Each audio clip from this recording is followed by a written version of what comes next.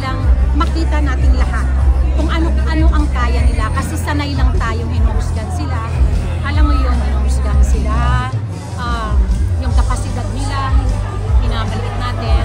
Gusto kong ipakita sa tao na kung anong kaya nila, like itong acting, kaya natin, kaya din nila. At totoo lang. So, ayokong magyabang, ayokong sabihin na okay, ganito sila.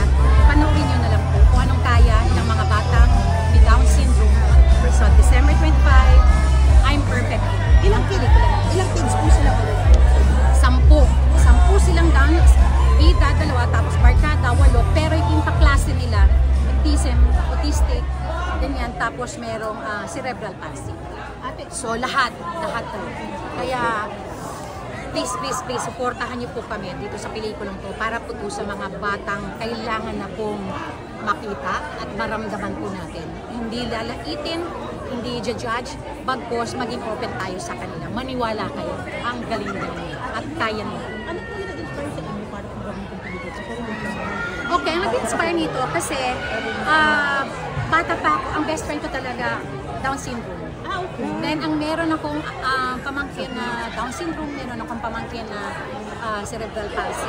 So, sabi ko isang araw gagawa ako ng pelikula para sa kanila. Kailangan silang ipagmalaki sa buong mundo. Na kaya na. Thank you. Ha? Bakit ganun ka ka-emotional? Kasi yung pinagdaanan namin dito last year pa, na talagang ang daming nagtatanong, kaya nyo ba? Kaya ba nila? Magaling ba sila? Ba't kayo magtitiwala? So talagang sabi ko, hindi, kaya nila yan, kaya nila yan. Meron na nga pong magaling na directors. At so ngayon, si Direk Sigrid nga. Actually, itong pelikulang to, hindi to ang pinitch sa akin ni Direk Sigrid. Ang pinitch sa akin ni Direk Sigrid, isang movie, Maine and Arjo, and isang movie ako and Angel Aquino, pareho kong tinanggihan. Ayoko ng movie na yun, ayoko. So biglang sinabi sa akin, meron akong ginawa since 2014,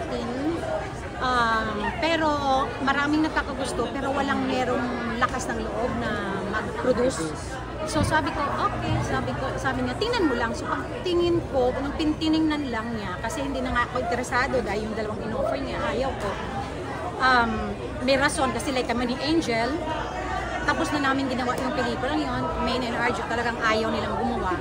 Then ngayon, pagtingin ko, pagkakita ko, pagbukas pa lang, pagkakita ko sa mga bida na nakita ko Down syndrome, honestly, ang naging reaction ko, napapiay ako.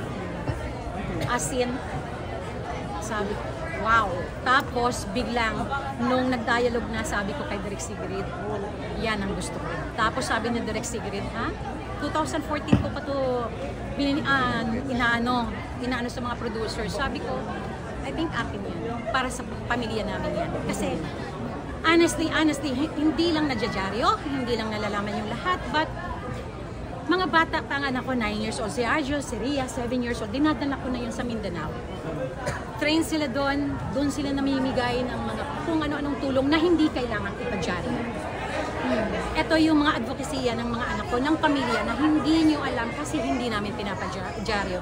Bakit kailangan ipadyaryo? Kasi once tumulong ka, hindi mo kailangang ipagmalaki.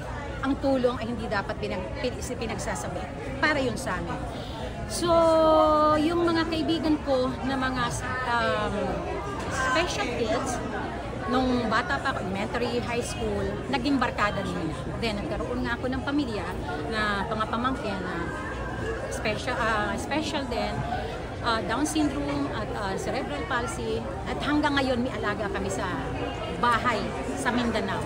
When in fact, ang HQ po ni Kong Arjo, ang nag-aano po sa kanya, ang tagalinis po doon at nandun sa tabi niya lagi, isa pong Down syndrome. Yun po yung mga hindi nyo alam.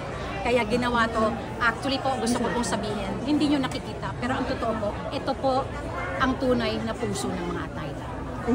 Kamusta si We have to go, salamat po. Salamat Thank po. you. Thank you.